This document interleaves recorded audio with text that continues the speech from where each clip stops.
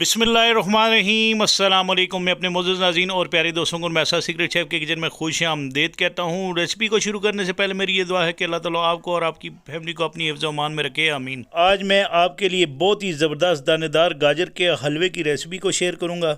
इस गाजर के हलवे को बनाने के लिए आपको इंशाल्लाह बिल्कुल कोई मेहनत नहीं करनी पड़ेगी और बहुत ही आसानी से झटपट तैयार हो जाएगा। इस हलवे में खुशबू कैसे लाई जाती है, तमाम बातें मैं आपके साथ इस वीडियो में शेयर करूंगा। तो चलें स्टार्ट करते हैं इस रेसिपी को। बिस्मिल्लाहिर्रहमानिर्रहीम। ये मेरे पास 1 किलो के बराबर गाजरें हैं मोटे वाली। इनको मैंने छील कर अच्छे तरीके से वॉश कर लिया है। इसके बाद इन गाजरों को मैं काट लूँगा 3 हिस्सों में। अगर छोटी हैं तो 2 हिस्सों में काटें, अगर बड़ी हैं तो आपने इनके 3 हिस्से कर लेने हैं। उसके बाद आपने इन गाजरों को इस तरह कटिंग करनी है कि इसके अंदर जो वाइट वाला हिस्सा है वो आपने निकाल लेना है। इसके निकालने की वजह यह है कि इंशाल्लाह ये निकालेंगे तो आप जब गाजर का हलवा बनाएंगे तो ये इंशाल्लाह बहुत ही ज़बरदस्त बनेगा और इसमें टेस्ट भी ज़बरदस्त आएगा। तो इस वजह से इन गाजरों के दरमियान से जो वाइट वाला हिस्सा है वो मैंने निकाल लिया है। तो ये तमाम गाजरें मैंने इस तरह काट कर एक प्लेट में रख ली हैं। इसके बाद इनको कुक करने के लिए मैं एक प्रेशर कुकर ले लूँगा। तो प्रेशर कुकर में आपने ये तमाम गाजरें डाल देनी हैं। इसके बाद मैं इसके अंदर तकरीबन 1 कप के बराबर जो है वो पानी डाल लूँगा। इससे ये होगा कि जब आप गाजरों को पकाएंगे प्रेशर कुकर में तो ये नीचे यानी बॉटम में लगेगी नहीं। तो इस वजह से मैं इसके अंदर पानी डाल रहा हूँ। गाजरों का अपना भी पानी होगा। तो आपने पहली विसल आने के बाद इनको 5 मिनट तक कुक करना है।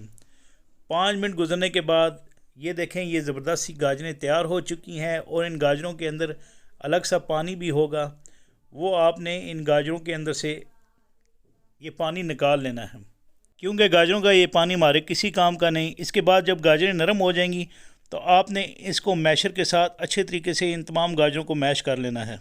1 से 2 मिनट में ये गाजरें मैश होकर तैयार हो जाएंगी। आपने टेंशन इसकी बिल्कुल नहीं लेनी कि ये पेस्ट बन जाएगा। इंशाल्लाह ये बहुत ही ज़बरदस्त और दानेदार गाजर का हलवा बनेगा। और ये देखें माशाल्लाह ये देखने में जितना खूबसूरत नज़र आ रहा है और खाने में भी इतना टेस्टी और मज़ेदार होगा। तो इसके बाद मैं एक नॉन स्टिक कढ़ाई ले लूँगा। चूल्हे की फ्लेम को ऑन करके आपने 1/4 कप के बराबर मक्खन जो है इसके अंदर डाल लेना है। आप चाहें तो घी का भी इसमें इस्तेमाल कर सकते हैं। तो मेरे पास ये देसी घी था, मैं इसलिए इसमें देसी घी का इस्तेमाल कर रहा हूँ। तो देसी घी जब थोड़ा सा गर्म हो जाए तो आपने इसके अंदर ये सब्ज़ इलायची हैं 6 अदद, इनको क्रश करके बीजों समेत आपने इस घी में डाल देना है। इसके बाद ये जो गाजरें हमने मैश करके रखी हुई थी ये आपने इसके अंदर डाल देनी है। और इसके बाद आपने इन गाजरों की बुनाई करनी है अच्छे तरीके से। और इसके साथ ही आपसे रिक्वेस्ट है, अगर आप मेरे चैनल पर नए हैं तो प्लीज़ मेरे चैनल को सब्सक्राइब करें, वीडियो को लाइक भी करें और मेरी इस बनाई की वीडियो को अपने फैमिली मेम्बर के साथ भी ज़रूर शेयर करें अगर आपको मेरी ये बनाई हुई रेसिपी पसंद आती है। तो ये तमाम कद्दूकश की हुई कैरेट्स मैंने इसके अंदर डालनी है और इनको आपने इतनी देर तक पकाना है जब तक इन गाजरों के अंदर मौजूद पानी ड्राई नहीं हो जाता। तो इसी दौरान दूसरे स्टेप पे मैं एक नॉन स्टिक पैन ले लूँगा। इसमें मैं तकरीबन आधा कप के बराबर फुल फैट क्रीम दूध डाल लूँगा। चूल्हे की फ्लेम को ऑन करके मैं इसके अंदर खोया आधा कप के बराबर डाल लूँगा। खोए का आप चाहें तो आखिर पे भी इस्तेमाल कर सकते हैं, लेकिन मैं इसको शुरू में डाल रहा हूँ ताकि दूध जो हमने बॉयलिंग के लिए रखा हुआ है फुल फ्लेम पे ये भी गाढ़ा हो जाए और खोया भी इसके अंदर अच्छे तरीके से मिक्स हो जाए ताकि ये ज़बरदस्त सा दानेदार गाजर का हलवा तैयार हो जाए। तो इस दूध को आपने इतनी देर तक पकाना है जब तक ये गाढ़ा नहीं हो जाता। तो ये गाढ़ा होना शुरू हो चुका है। इसके बाद जो हमने कद्दूकश की गाजरें जिनको हमने अच्छे तरीके से फ्राई करके रखा हुआ था ये तमाम गाजरें आपने इस दूध के अंदर डाल देनी है और इसकी आपने अच्छे तरीके से दोबारा बनाई करनी है। ये बहुत ही ज़बरदस्त तरीका है। घंटों आपको बैठकर गाजर का हलवा बनाने की आप कोई ज़रूरत नहीं है। आपने मेरी इस बनाई गई रेसिपी को के मुताबिक आपने जब भी गाजर का हलवा बनाना हुआ तो इसी तरीके से बनाइएगा। अभी आप यूँ महसूस कर रहे होंगे कि ये जो कद्दूकश की गाजरें हमने इस दूध के अंदर डाली हैं तो आप यूँ फील कर रहे होंगे कि ये इसके अंदर पेस्ट की शक्ल इख्तियार कर लेगा, तो ये ऐसा बिल्कुल नहीं होगा। इसकी टेंशन आपने नहीं लेनी।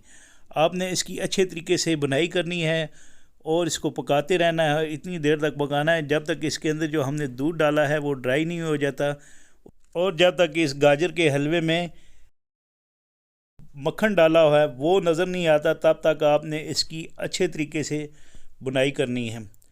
आप इसकी अच्छे तरीके से बुनाई करेंगे तो जब ये इसके अंदर दूध ड्राई हो जाएगा तो आपने तकरीबन आधा कप या 1/4 कप के बराबर टेस्ट के हिसाब से आपने चीनी डाल लेनी है इसके अंदर। तो इसको मैं दोबारा जो है ना थोड़ी सी बुनाई करूँगा।